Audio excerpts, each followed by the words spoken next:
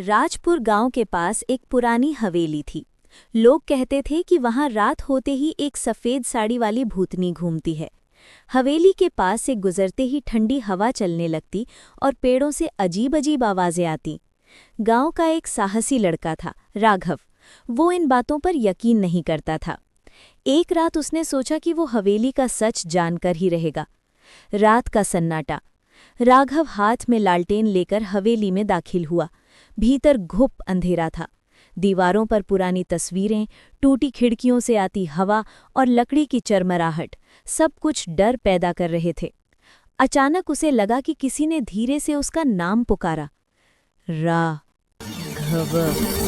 राघव के हाथ कांप उठे, मगर वो आगे बढ़ गया। रहस्यमयी कमरा। हवेली के बीचों बीच उसे एक कमरा मिला, जिसके दरवाजे पर जाले और पुराने ताले लगे थे। किसी तरह ताला खुला और अंदर एक पुरानी डायरी मिली। डायरी किसी अनामिका नाम की औरत की थी। उसमें लिखा था कि उसे गांव वालों ने गलत फहमी में जादूगरनी समझ लिया था और हवेली में कैद कर दिया गया था। दुख और अकेलेपन में उसकी मौत हो गई और उसकी आत्मा आज भी न्याय चाहती है। भूतनी का प्रकट होना। कमरा अचानक ठंडा हो गया। राघव ने पीछे मुड़कर देखा। वहां वही भूतनी खड़ी थी, लेकिन उसके चेहरे पर गुस्सा नहीं बल्कि दुख था। भूतनी बोली, मुझे बदनाम किया गया। मेरी कहानी दुनिया को बता दो, बस मुझे मोक्ष मिल जाएगा।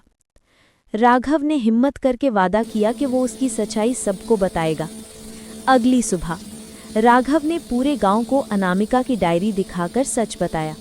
लोग बचताए और हवेली के पास एक छोटा सा स्मारक बनवाया।